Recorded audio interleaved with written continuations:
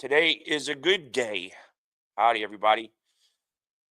Just no introduction needed from me, Steve Grillo, live on YouTube today and every day, trying to change the world. Want to give a shout out to Boston Scully, the company that makes these hats. Boston Scully made this amazing St. Patrick's Day Guinness hat. If you look, there's all the different posters in there. I want them to be a sponsor. I want to show them. I'll wear every hat that they have is like off the charts, amazing. And they do specialty hats. This one has the famous toucan, Guinness toucan. I got this one. It's like this much a little too big. It's a little loose on my head. So I like keeping it backwards. I like showing off the toucan, but I just love their patchwork. They do such good work. Boston Scully. They have a picture of it. I want to make sure yeah, Boston Scally Company. The Guinness hat. They have one my sister got me for Christmas last year. That was pretty nice. I wear it all the time. You can check out on the other videos I do. But I'm going to send this video to them because I would like to get more involved with them because they're amazing. Anyway, I was trying to get some people out here. It was sort of like a last minute thing.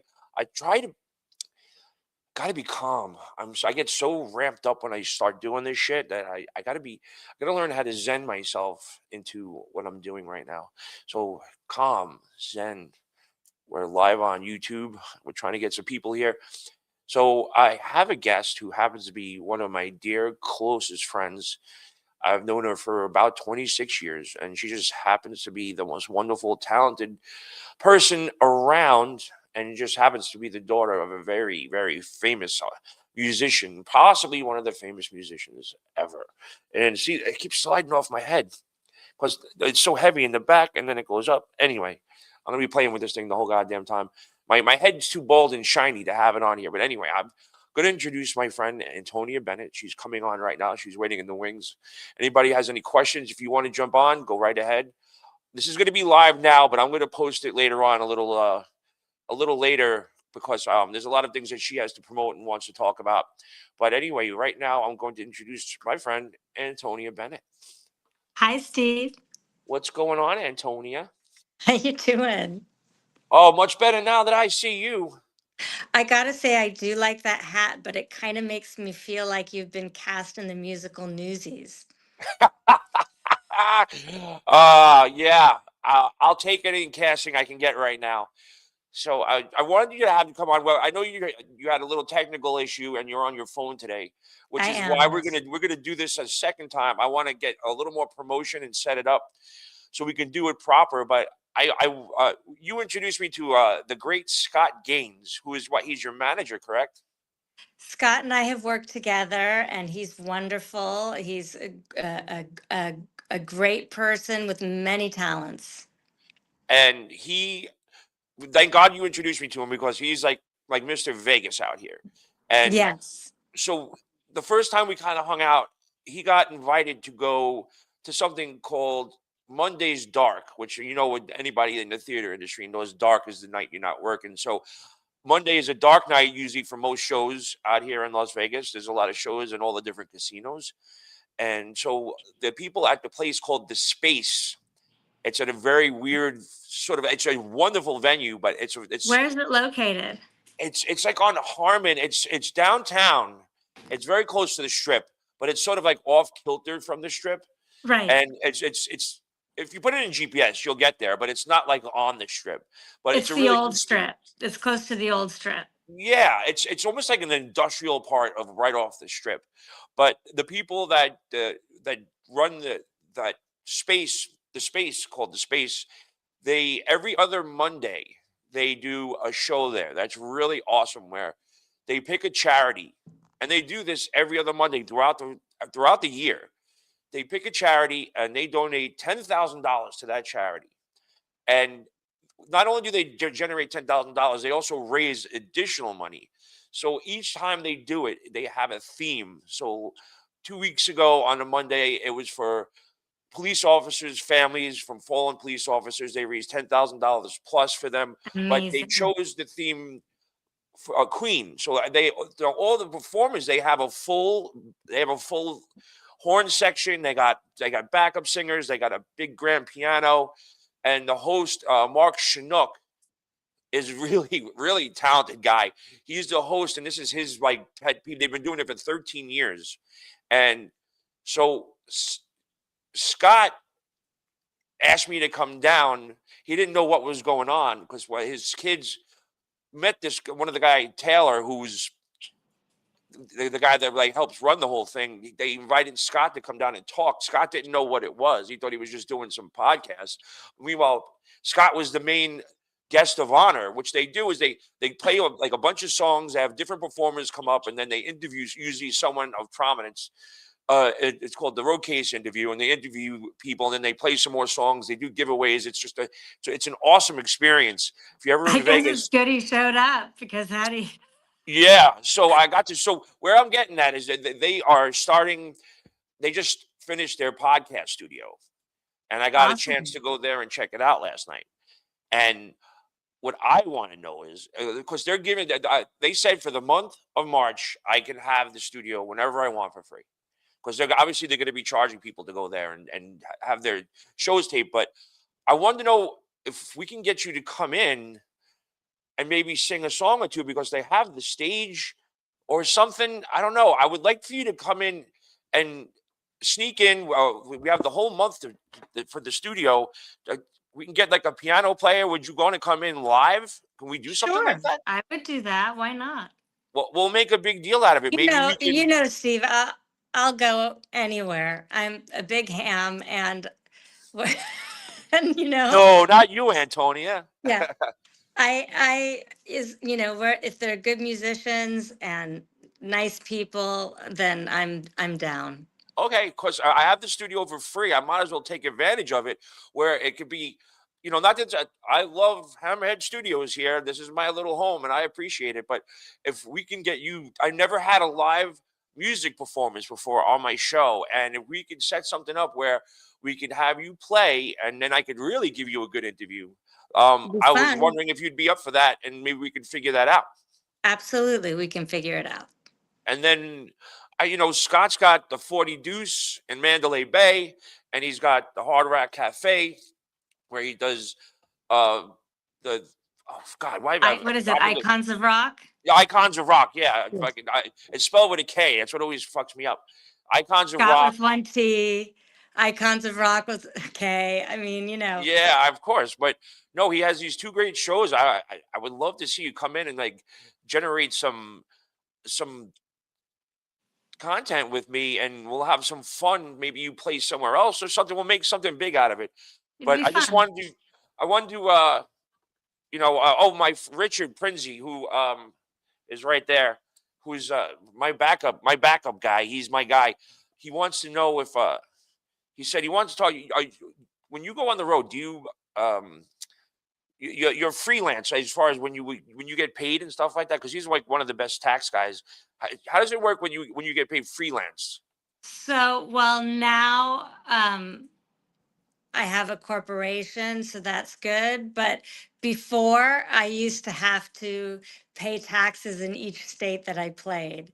And so I had to file before I had a corporation, I had to pay taxes in each place that I played. And that was it didn't really work out so great for me because I had to file in each one of those places. And I worked in so many different cities, it was expensive. So eventually I just made a corporation so that I could pay myself and also my musicians through the corp. Well, he wants to talk to you about what he could do to help you out because they're really one of the best in the business, the Professional Tax Alliance. If it wasn't for them, I wouldn't be here. But Richard has gotten me out of a little bit of a tax trouble before. Sort of, that's when I did get set up with a corporation, and it did change my life.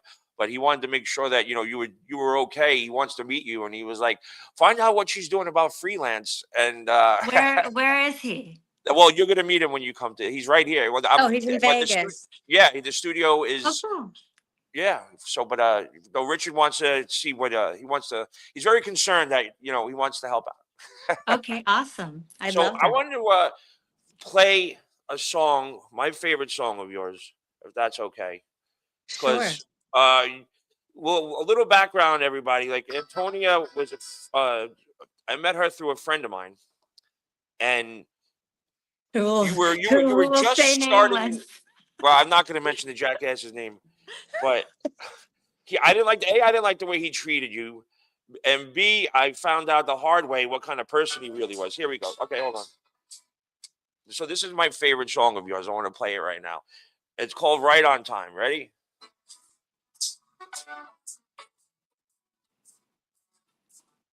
You'd ask me then, I never thought that I'd be so in love again.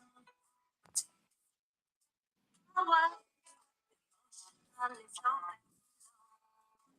rolling along, just like a song that needs a rhyme. You right on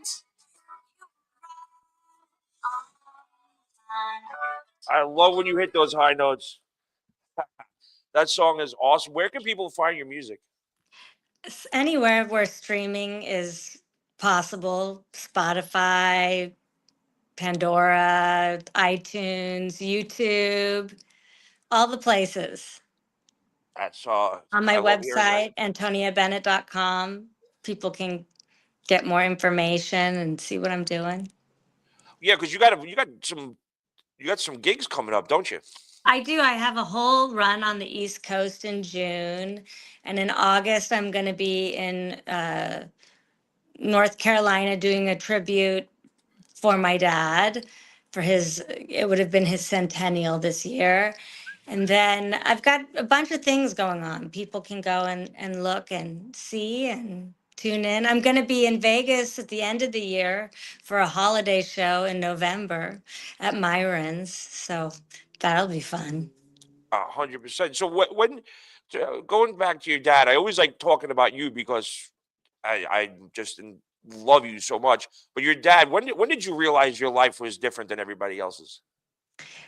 Well, Steve, you got to understand my life really wasn't different than everybody else's because I grew up in Beverly Hills and there were a lot of kids around that had famous parents. Like I went to school with Angelina Jolie and her brother, and I also was there with Frank Sinatra's grandchildren were the same age as me. They were in my grade. It was pretty normal. And there were also a lot of like child actors and things. So it wasn't that uncommon. So nobody There was that was impressed that you were Tony Bennett's daughter. not really. Um, and he did, he had a resurgence, but it was much later. It was in the 90s. I was already in college when he was having his resurgence. So, nobody was really that impressed, and that was okay. I mean, I definitely noticed that there were perks. Like, my mom would do things like we had a tradition of having Christmas on Christmas Eve because Santa was a Tony Bennett fan, and knew that my dad had to sleep in the morning. Oh So my we would God. always like Well, open presents on Christmas Eve, and that was very believable. And that's when I realized, like, okay, well, people do like special things for him. like when I did understand that, like, at a pretty young age, because you know, if Santa was a Tony Bennett fan, then that must have meant something. Santa's working around your dad's schedule, that's Right. hysterical. Well, it's always so typical that the Italians do everything on Christmas Eve anyway. So, Hmm. but would you come home and like you like be like Sinatra be chilling with your dad, like hanging out, or like was it stuff like that, or Yeah, I mean, there were definitely like it was more like not so much Sinatra, but like Timothy Leary, would be over at the house or but there were a lot of like very well-known people that came over, like Cary Grant, Fred Astaire, Gene Kelly. I mean, these people were around, and even my parents separated when I was very young, and this continued on even after he was no longer living in the house.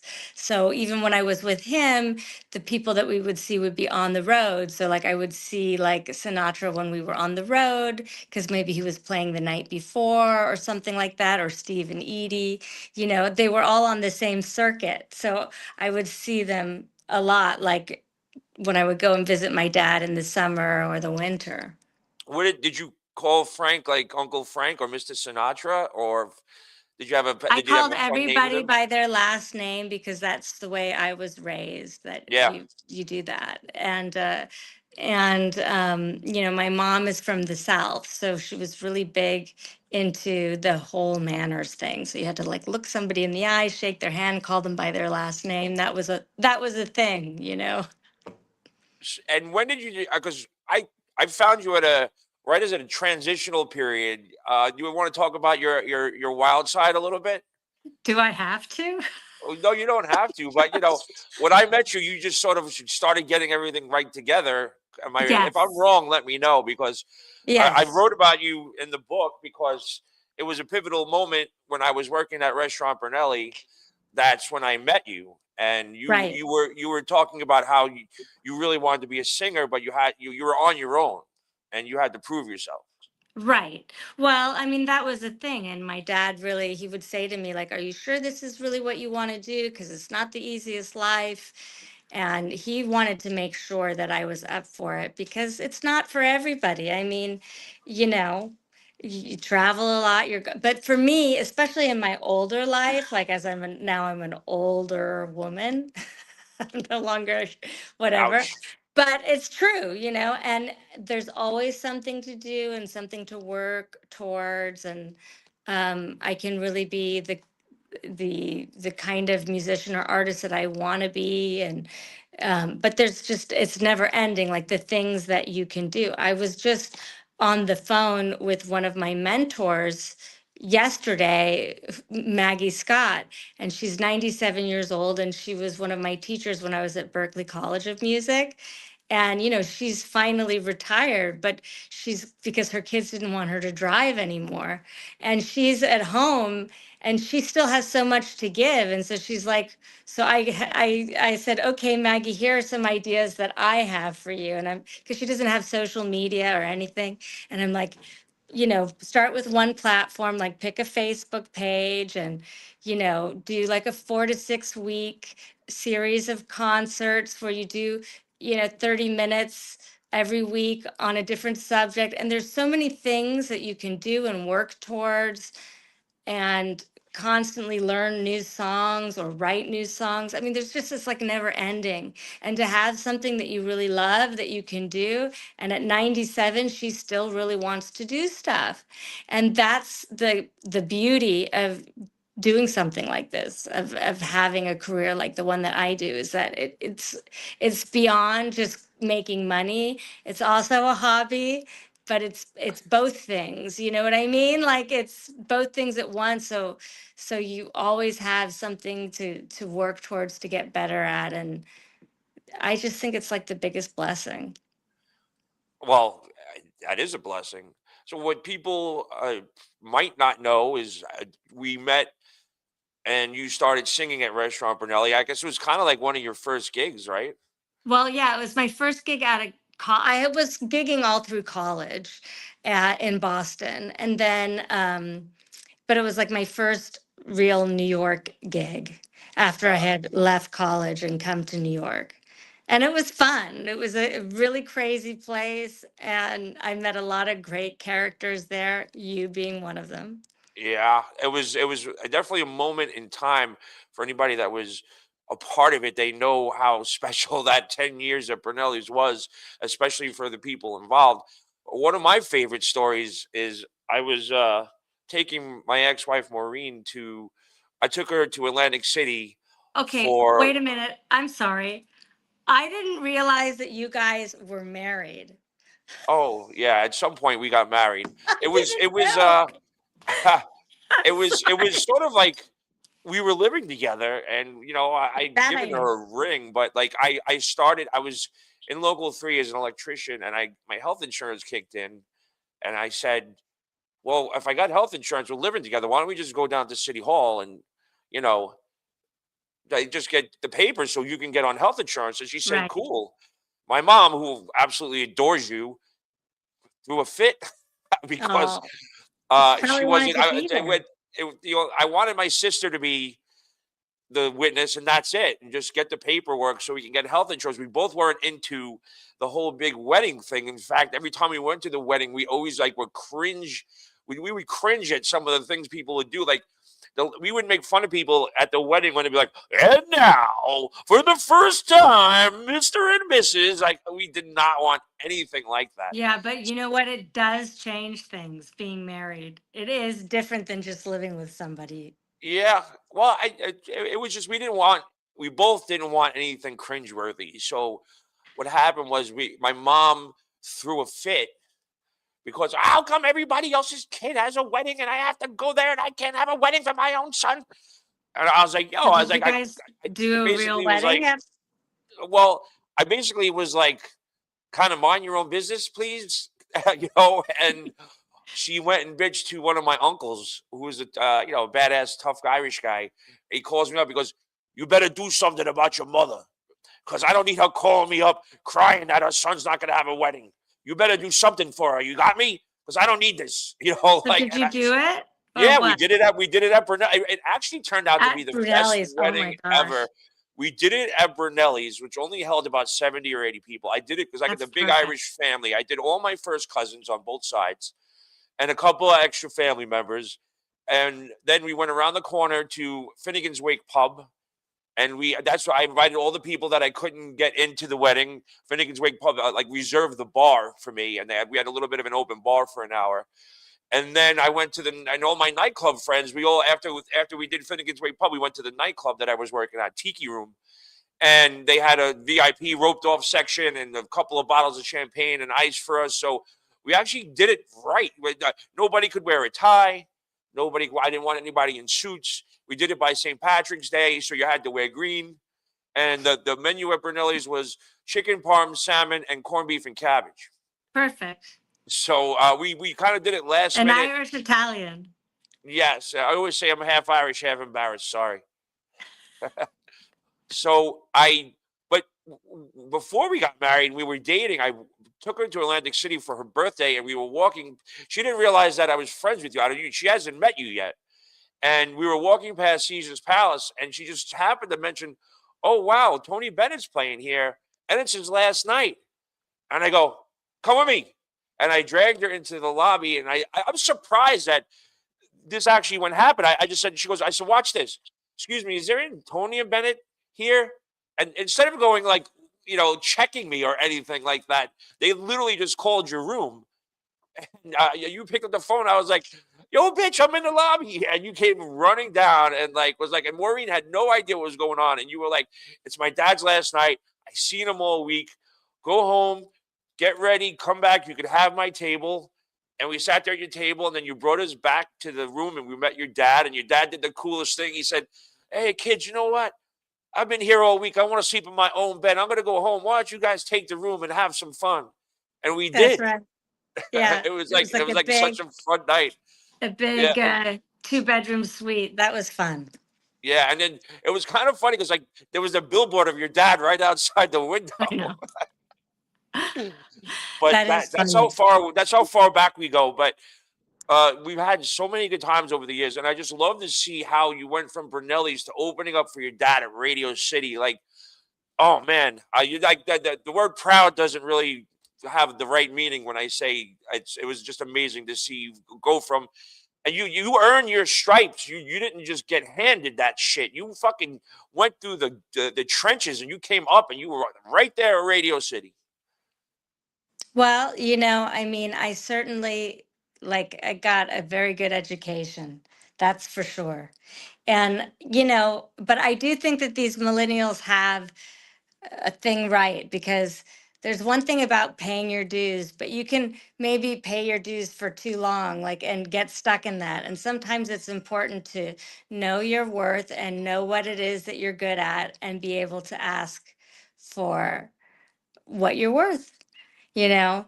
So Yep. it's a fine line. But I'm very lucky that I came up during the time that I did. I got to see a lot of great musicians that are no longer here, and I probably caught the tail end of that. And I just feel really blessed to have been able to like live in a time where I could see somebody like an Ella Fitzgerald or a Ray Charles or, someone like that. Carmen McRae, those types of musicians were just very special. Did you have someone that was your favorite that when you saw them? Like, I'm not even talking about as a music performer. I'm talking about maybe personally when you saw them. Yeah, you just were like you just melted. Like, oh my God, they loved you. You loved them. I mean, I really loved Rosemary Clooney, and I got to see a lot of her shows, and she was always really nice to me, and she was kind of a mentor to me, and she was very special. Also, Ella, she was very, very special, and she was always really nice to me, and she was one of my big heroes, like one of the people that I listened to the most. A lot of people I didn't get the chance to really see. Like I never got to see Sarah Vaughan, but I listened a lot to Sarah Vaughan when I was a kid. I mean, there are others too, like Mildred Bailey. I never got to listen to her. Um, Duke Ellington died the year that I was born, or the year before, I think. I can't remember. But so, I mean, but I got to see a lot of those guys. And luckily for me, we were on the same circuit as a lot of those musicians. So I would go and spend the summers and winters with my dad, and I would go out on the road with him, and we were on the same circuit. So I would get to see those people the night before, and that was so cool. That's amazing. So, all right, I'm gonna because of your technical issue, and we're gonna just cut this short. But I want to do something much bigger and promote it the right way. And we're gonna talk to see if we can. I have that podcast studio, and Okay. they have musicians there, so maybe we could work something out. And just I really want to talk about with you and your music. So it's always nice to talk about your dad and everybody but I'm here and I'm all about you. Awesome. I Yeah. All love right. that, Thank you. Steve. Thanks for coming on. This is a perfect little intro. Get people get a little interested in what's going on, and then we're gonna just blow it the fuck up. Okay, Steve. All right. I'm happy to do that with you anytime. All right. Thanks, Antonia. Bye, dear. Bye bye. There you have it, Antonia Bennett. We're gonna do a live show with her and her music at some point. Date to be announced. But thank you to anybody that tuned in.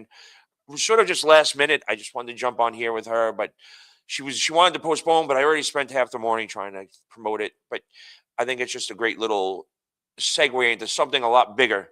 All right, I'm done with you. Thanks for tuning in.